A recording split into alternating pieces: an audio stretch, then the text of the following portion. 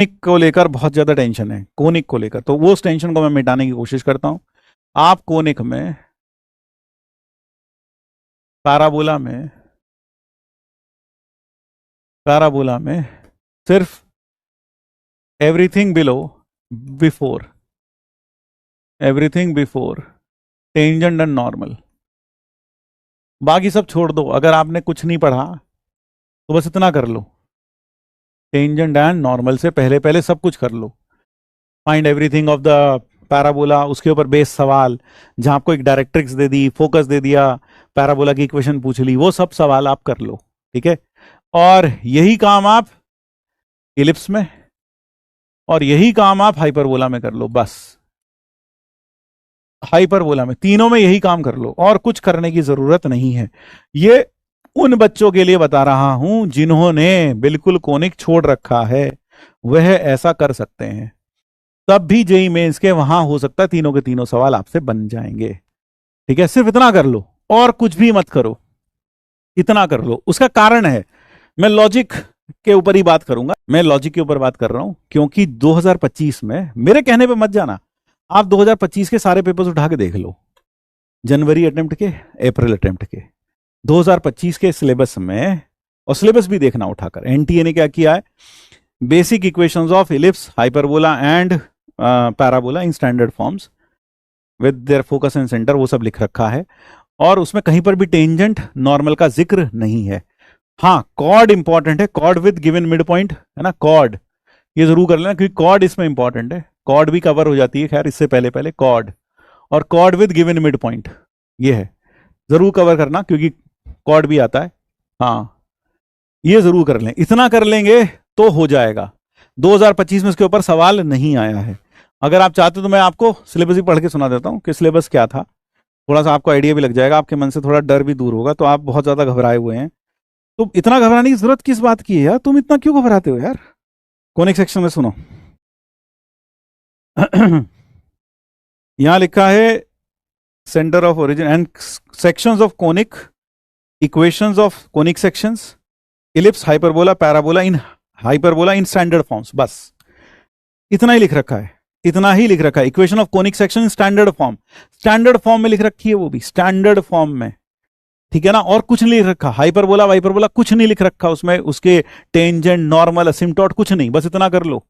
ठीक है, straight line में, स्ट्रेट लाइन में अगर आपको करना है, स्ट्रेट लाइन में आप, स्ट्रेट लाइन में तो आप सब कुछ कर लो, लेकिन आप वो छोड़ सकते हो, एंगल बाइसेक्टर छोड़ दो, एंगल बाइसेक्टर छोड़ दो अभी के लिए।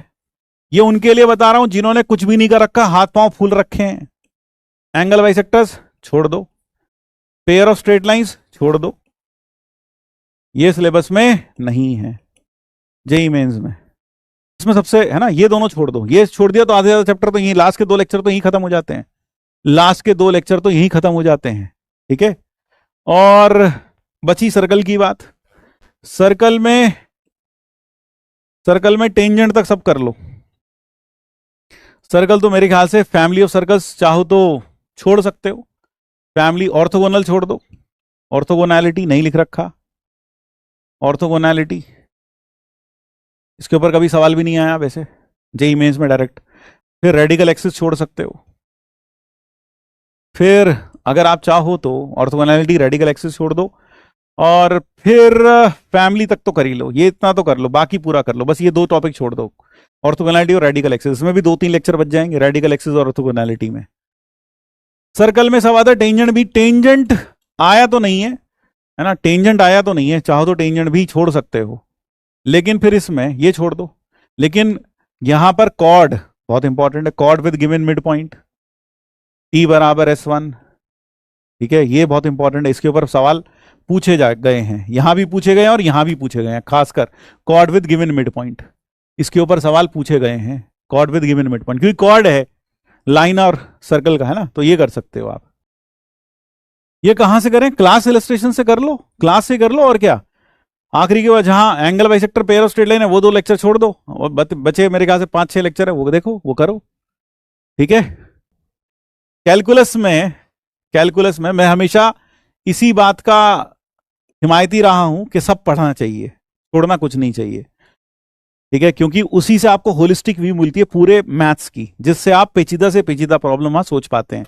जब आप चीजें आधी अधूरी पढ़ के जाते हैं तो कहीं भी सवाल घुमा के आ गया तो फिर आप नहीं कर पाओगे। ठीक है ना, इसलिए मैं कहता हूं पूरा पढ़ो। कैलकुलस में अच्छी बात यह है कि कैलकुलस जेई मेंस में बहुत ज्यादा नहीं पूछा जाता।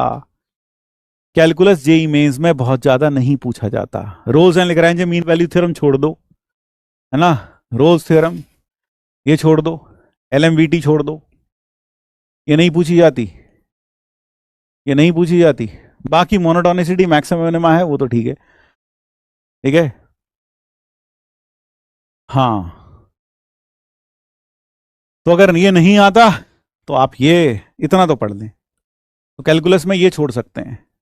लेकिन कैलकुलस बहुत ज्यादा जेई मेंस में नहीं आता, ये जेई एडवांस में बहुत आता है। जेई मेंस में तो आप, जैसे जेई मेंस में आप सोचो तो जेई मेंस में आप कर सकते हो इनडेफिनेट इंटीग्रेशन, ये आएगा, एक सवाल तो मिलेगा ही मिलेगा। इनडेफिनेट इंटीग्रेशन, फिर डेफिनेट इंटीग्रेशन से एक सवाल मिलेगा। ठीक है, फिर आपको एक सवाल हो सकता है मोनोटोनिसिटी और मैक्सिमम मिनिमम में मिल जाए, बस खत्म।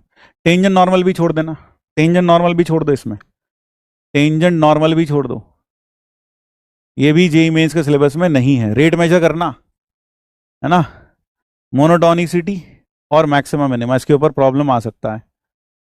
मैक्सिमम मिनिमा इसके ऊपर प्रॉब्लम आ सकता है, और साथ में रेट मेजर, बस ये कर लो। डर लग रहा है तो मेरे साथ साथ रिवीजन करना, धीरे धीरे ठीक हो जाएगा। एक चीज और बता दूं, बहुत सारे बच्चे इस समय पर क्या करते हैं, रेगुलर क्लासेस छोड़ देते हैं, जो आगे का कोर्स चल रहा है वो छोड़कर रिवीजन में लग जाते हैं। उन्हें ऐसा लगता है पहले पुराना बचा लो, नया वाला तबाह होने दो। भाई तबाह तो दोनों ही हो रहा है, नया भी तो कोर्स में है, पुराना भी कोर्स में है। तो अगर तू पुराने के चक्कर में नया छोड़ देगा तो ये बर्बाद हो जाएगा। तो आप इसे जारी रखें। और अगर मैं आपकी जगह होता, मुझे तो ऐसा लगता है अगर मैं तैयारी कर रहा होता तो मैं तो रोज उठा के अपने नोट्स पढ़ता, क्लास इलस्ट्रेशन देखता, उन्हें एक बार रीड कर लेता, लेटे लेटे ही रीड कर लेता। अगर नहीं सॉल्व भी कर पाता, रीड कर लेता, ये सर ने कैसे किया, ये सर ने कैसे किया, ये सर ने कैसे किया। फिर जैसे मैं पूरा का पूरा क्लास नोट्स रीड कर लेता, बहुत ज्यादा समय नहीं लगाता रीड करने में, फिर मैं कुछ क्वेश्चंस करके देखता, रैंडम सैंपलिंग करके देखता। रैंडम सैंपलिंग का मतलब कुछ क्वेश्चंस उठाता, 5-10 कहीं से भी उठाता, पीवाईक्यूज उठाता और उन्हें करके देखता। अगर वो मुझसे बन जाते तो वेल एंड गुड, नहीं बनते तो उनका सॉल्यूशन देखता, समझता और आगे बढ़ता। बस इतना ही है यार। लेकिन यहां पर पता नहीं ऐसा क्या है कि पता नहीं इसमें बहुत मुश्किल हो रहा है, इतना ज्यादा लग रहा है डर। अभी थोड़े दिनों के बाद आपके पास समय ही समय बचेगा। एग्जाम 21 तारीख से है, तो आपके पास लगभग पूरा 1 महीना बचेगा, लगभग 1 महीना आपके पास होगा। ठीक है, you will have 1 month complete to revise. ठीक है, हाँ, पीपीटी देख के करता, मैं तो सारा सॉल्व पीपीटी उठाता। मैंने तो हमेशा क्लास में भी कबूल किया कि मैंने आज तक अनसॉल्व को सॉल्व ही नहीं किया, मैंने सॉल्व को ही सॉल्व किया, है ना। लेकिन वो भी कैसे किया, बिना देखे, बिना देखे ये करता था ज्यादातर। तो आप भी करो। ठीक है, सारे सवाल मत करो, आप तो लेटे लेटे बैठ के सिर्फ पीपीटी ही देख लो पूरी की पूरी। ये सवाल कैसे अच्छा लग रहा है यार, कैसे किया सर ने, देख लिया, दिमाग में उसका सोल्यूशन गया ना, है ना, अप्रोच देखी ना, सीखी ना, याद रही, फिर आगे देखा, कुछ अच्छा दिखा, अच्छा हाँ यार ये ऐसे किया है, तो बस यार पूरा का पूरा देखो, हो जाएगा, इतना मुश्किल नहीं है। ठीक है भाई, टेस्ट कब दें, अभी टेस्ट के चक्कर में मत पड़ना, धे मॉक पे धे मॉक पे धे मॉक देना शुरू कर दें कई लोग। अभी मॉक दे दो, 3 मॉक अभी दे दो। अभी मॉक के लिए अभी इतनी मौत नहीं आ रही कि मॉक दे दिया जाए अभी। अभी जैसे कोर्स कंप्लीट होता है then you have an ample of time, आप फिर एक मॉक दें, एक वीक में 2 या 3 मॉक दे दें, बहुत है, इससे ज्यादा की जरूरत नहीं पड़ेगी, है ना।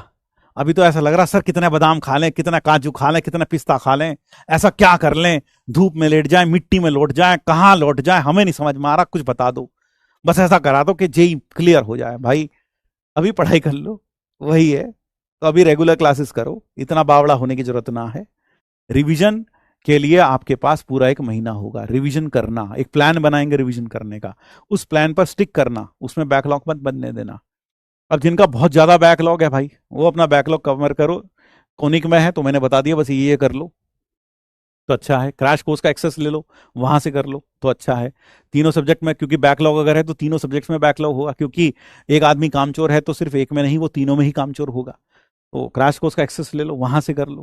ठीक है, मंजिल में से कर सकते हो, लेकिन उसमें क्या होगा, पूरा एक दिन एक ही चैप्टर को डेडिकेटेड होगा, सिर्फ एक सब्जेक्ट को और एक ही चैप्टर को, which is not I think a good thing. You should do 3 subjects daily. मैं शुरू से आपको पूरी तरह से फॉलो करता हूँ, इलस्ट्रेशन एक्सेट्रा से भी बनते हैं those are, but sir confidence बहुत लो है बिकॉज हमेशा इस बात का डर है कि what if I fail again. I do not think that you should worry, that you should not worry for failures. आपने मेहनत किया है, energy can neither be created nor be destroyed, it will be transformed from one form to another form. तो आपने जो मेहनत की है, जो वर्क आपने किया है, वो एनर्जी में कन्वर्ट हो चुका है इस यूनिवर्स में, and it will definitely come back to you in some or the other form.